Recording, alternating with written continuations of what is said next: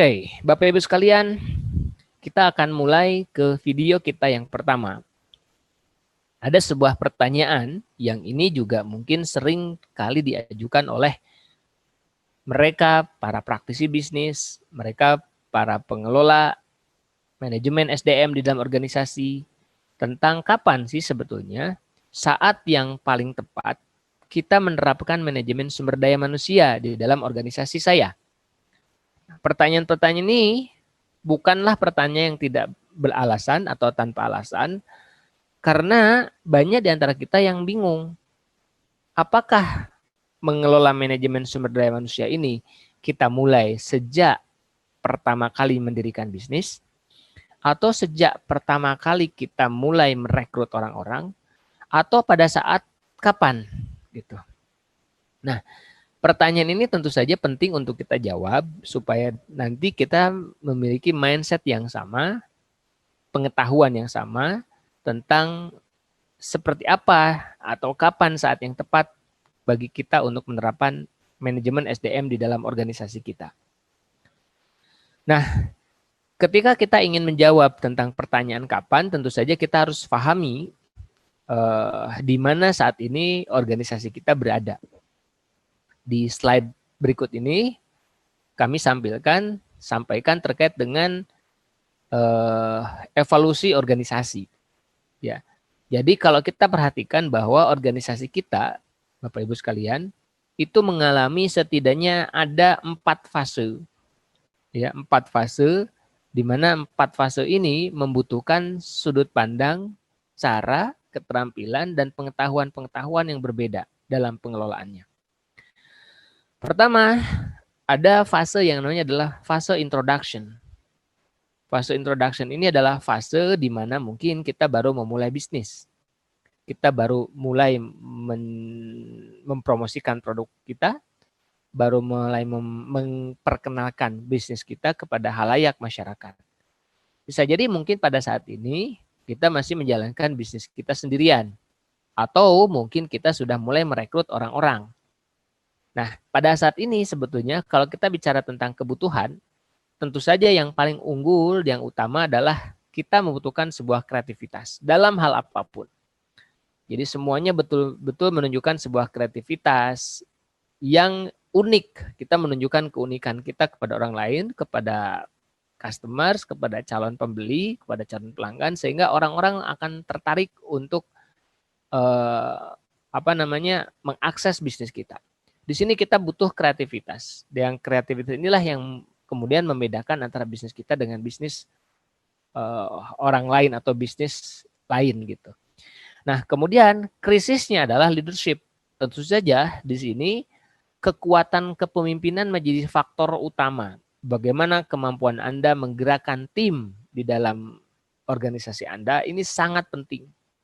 Nah, pada saat inilah sebetulnya kalau kita dari sudut pandang HRD, kebutuhan di dalam tahapan introduction ini adalah tentang bagaimana fokus kita adalah kepada staffing.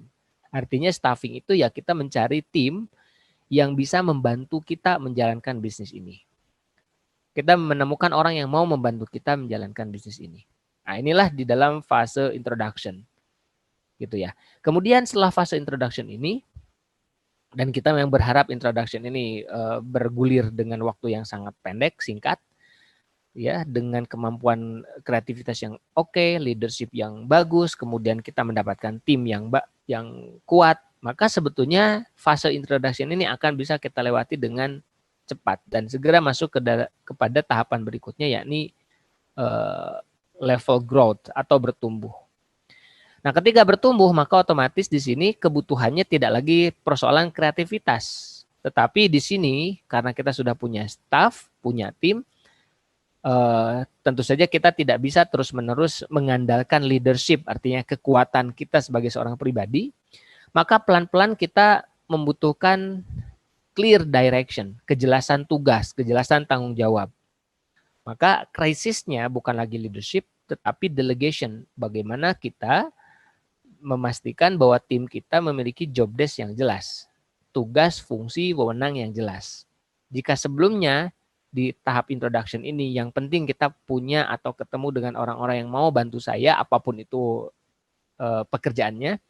Maka tidak bisa lagi ketika kita masuk ke dalam tahapan growth, di mana kita sudah mulai diterima oleh masyarakat, produk kita sudah mulai dikenal oleh masyarakat luas, kemudian mulai banyak yang membeli dan segala macam. Maka kita butuh orang-orang yang dia tidak hanya kompeten secara tenaga, tapi juga kompeten di berbagai bidang. Mungkin ada yang sudah mulai ngurusi keuangan, ada yang sudah mulai ngurusi produksi, ada yang mulai ngurusi pemasaran, dan termasuk di dalamnya pelayanan. Maka di sini kita mulai membagi tugaskan orang-orang sehingga need clear direction, kejelasan tugas, wewenang, dan tanggung jawabnya. Nah, krisis kita di sini namanya delegation. Jadi bagaimana kita mengamanahkan atau memerankan orang-orang atau memberikan tanggung jawab kepada orang-orang yang dalam organisasi kita. Sehingga HR fokus kita tidak hanya bicara tentang staffing atau rekrutmen saja, ya, tetapi juga bagaimana kita memberikan training kepada mereka supaya mereka memiliki pemahaman yang tepat, keterampilan yang tepat atas tugas-tugas yang kita delegasikan kepada mereka. Ini adalah fase growth. Harapannya dari growth ini kita bisa melipat gandakan keterampilan, tenaga kita, karena ada orang-orang yang ikut terlibat dalam organisasi kita, tidak hanya tenaga tapi juga pemikirannya, sehingga kita bisa bertumbuh lebih cepat. Marketing kita bisa berkali lipat. Kemudian operasional kita bisa di backup sepenuhnya oleh tim kita. Ini adalah masa growth. Nah, pada level tertentu atau fase tertentu, kita akan masuk ke fase yang namanya maturity. Maturity ini adalah fase di mana kita berada di dalam puncak bisnis kita. Kalau introduction, kata kuncinya adalah secepat mungkin, maka di growth ini adalah kita ingin growth tumbuh setinggi mungkin sampai puncak tertinggi dalam bisnis kita. Nah, ketika kita berada dalam situasi puncak di mana mungkin produk kita sudah cukup dikenal oleh masyarakat, brand kita cukup kuat dan punya pelanggan-pelanggan tetap yang terus berinteraksi, membeli produk kita dan segala macam. Inilah yang kita sebut sebagai maturity. Nah, disinilah kita membutuhkan kondisi yang berbeda. Ya, kalau di growth namanya clear direction, kejelasan tugas dan tanggung jawab, maka di sini kita butuh formal system. Semuanya harus serba terukur, teratur, tertulis gitu. Maka krisisnya disebut sebagai birokrasi. Ada birokrasi, ada alur, ada aturan main, ada SOP yang jelas, ada flowchart yang mengatur semua proses dalam bisnis kita. Bagaimana proses pemasaran, bagaimana proses produksi, bagaimana proses operasional, bagaimana proses pengaturan keuangan dan segala macam. Kita butuh formal system. Nah, ketika kita masuk ke dalam era maturity ini, kebutuhan kita tidak sama dengan kebutuhan sebelumnya yang hanya staffing dan training. Di situ kita sudah mulai mengatur dari sudut pandang SDM ya, kompensasinya, kemudian HR planningnya, trainingnya. Artinya di tahapan maturity ini kebutuhan HR manajemennya kompleks, tidak hanya tentang merekrut dan mentraining, tapi justru semua tata kelola manajemen sumber daya manusia harus kita miliki. Nah, kemudian ada fase selanjutnya dan fase ini adalah fase yang tidak kita inginkan, adalah fase decline. Di mana mungkin suatu saat bisnis kita kalau kita tidak melakukan inovasi, perbaikan, manajemen dan segala macam, mungkin akan ada tahapan decline.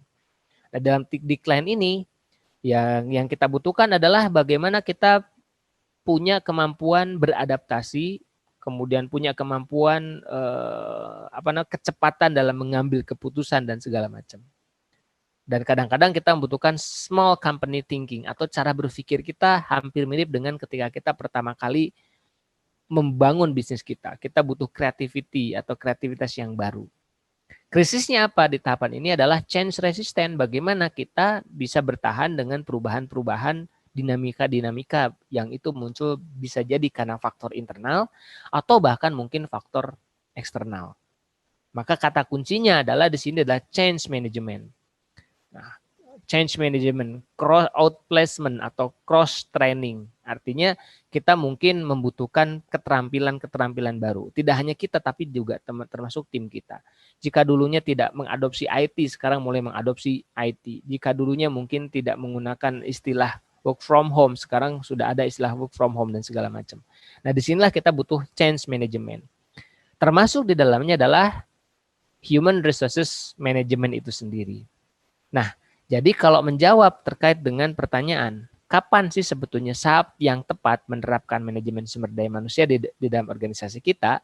Tentu saja kita bisa jawab bahwa saat yang tepat mengelola sumber daya manusia adalah sejak bisnis itu diperkenalkan, bahkan hingga growth, maturity, bahkan dalam keadaan decline itu sendiri, kita tetap membutuhkan manajemen pengelolaan sumber daya manusia. Hanya saja, Bapak Ibu sekalian dan rekan-rekan semua, fokus kita akan berbeda di antara setiap tahap dalam bisnis kita. Ketika di introduction, mungkin kebutuhan kita adalah bagaimana kita punya keterampilan untuk merekrut orang-orang yang tepat. Di tahapan growth, kita mungkin kebutuhannya adalah bagaimana kita bisa merekrut dan mentraining karyawan kita sehingga mereka bisa mencapai kinerja terbaik dan posisi-posisi terbaik. Di tahapan maturity, kita tidak hanya bicara staffing and training, tapi juga compensation, bagaimana sistem penggajian, struktur organisasi, kemudian bagaimana kita membuat standarisasi kualitas kinerja dan segala macam. Ya. Nah, termasuk di dalam decline ini kita membutuhkan change management, termasuk di dalamnya adalah perubahan manajemen sumber daya manusia di dalam organisasi kita. Oke, jadi mudah-mudahan terjawab tentang bagaimana cara kita atau mulai kapan kita menerapkan manajemen SDM di dalam organisasi kita. Untuk tema berikutnya, kita akan membahas tentang hubungan organizational development dan human resources development di video berikutnya. Terima kasih.